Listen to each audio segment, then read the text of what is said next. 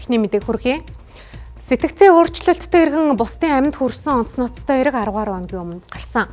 Үүнтэй холбоотой ийм төрлийн өвчтөе хүнийг хянах эрсдлээс урьдчилан сэргийлэх тогтолцоог бий болгох ажлын хэсгийг салбар яамнаас байгуулсан байна. Энэ ажлын хэсэг ажлаа яарвчлах шаардлагатай байна. За тухайлбал сэтгцийн өөрчлөлттэй хуршин өдөршингүй хаалгыг нь заазуурдах, цохих гэх мэтээр ёс бус үйлдэл гаргаж байнгын дарамтанд амьдарч байгаа жишээг бид сурвалжлаа.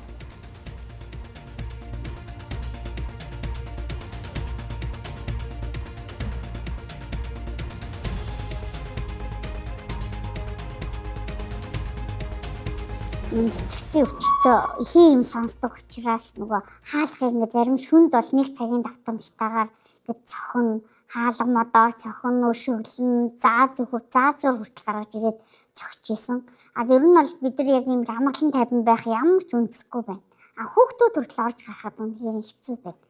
Бид нар гараад ирсэн тэгэл тэр заазуураа бариад цааш гүн гэж байхгүй цохол авч чинь. Айдстай ш. Бид нар энэ хүний гарт өгчүүл яах юм гэж бид нар цагдаа нар зөндөө хэлсэн. Цагдаа нар ирд юм аа тэгээ цагдаа дуудаал ирээлсээр та нар энэ хүний цохиж болохгүй цохол та нарын буруу болно. Цохол та нарын хох болно гэх яг тийм л юм ш. Хөрөнгөний ингээл амар тагшин тэгээ нүүр амруу нулимэн ч гэдэг ч юм уу шуужийн алгадан нэлээд толгоогоор доромжлон гэдэг ч юм уу тиймэрхүү амар характер амар гаргадаг. Орцоор дөрөв ойролдог тэр нь цуврааддаг. Нэг бол баахан хогнуудаа баахан задлаа тасгаад хайчин. Тэр айлын галтгооны хог вэ нүү, нойлын хог вэ нүү, юуны хог вэ хамаагүй ерөөсөө хорлож байгаа тийм сүтгэлтэй. Тэгэл дээрэс нь хэд хэдэн хүнлүү хаяа нэг орцон дох нохооныхоо бишээс баасыг угаа цэвэрлдэг. Тэр их үед нь ч юм уу лифт гацах ч юм уу ямар нэгэн байдлаас хүн шатаар явж таарахад тэр угаац ерөөхдөө байнга цацчихдаг. Дарамттай стресстэй бараг сүүлийн 10 жил ингэж амьдарч штэ. Тэгэл манайхаа над руу ч одоо тэгэл угаац цаал нам урзаахгүй дараас шалны модоо нүүлгээд бич доош шартаар цутаж гүйгээд тэгээ цагдаа магдаад хайрцахаар өрөөс авч хэлцэхгүй. Тэгэл одоо энэ хүний гарт ингээл биднес одоо нэг саяны хэрэг шиг ямар нэгэн байдлаар өртөх юм бол биднесээ хохиолол үлдэх юм л.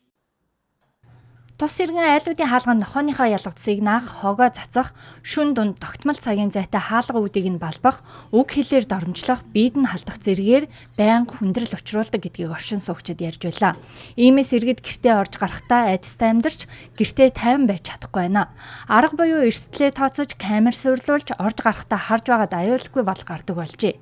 Энэ байдал удаан үргэлжилж байгаа учраас оршин суугчид гомдол гаргаж тухайн иргэнийг шалгуулахад сэтгцийн өөрчлөлтөө оншилсан байна.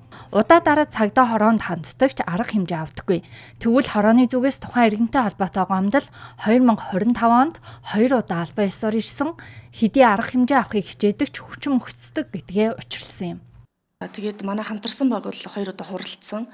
Цагдаагийн байгууллагатай хамтраад тэгээд мөн одоо манай нийгмийн ажилтны өрхөн эрүүл мэндийн төв гэдэг те бид нар ингээм хамтарсан багаараа хуралдаад яг энэ иргэн дээр ямар арга хэмжээ авах вэ гэдэг шийдэлтийг нь хүрэх гээд бид нар удаа дараа хуралдсан боловч за яг одоо асран хамгаалагч гэдэг насанд хүрсэн хүүн нэдэг.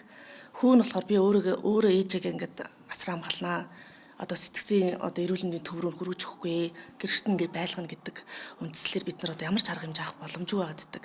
Арга гэрэн зөвшөөрөхгүй байгаа учраас бид нар өнөөдөр хүртэл одоо ингээд энэ хүн дээр ямар нэг арга хэмжээ авч чадахгүй нэг иймэрхүү нөхцөл байдалтай л байна л та.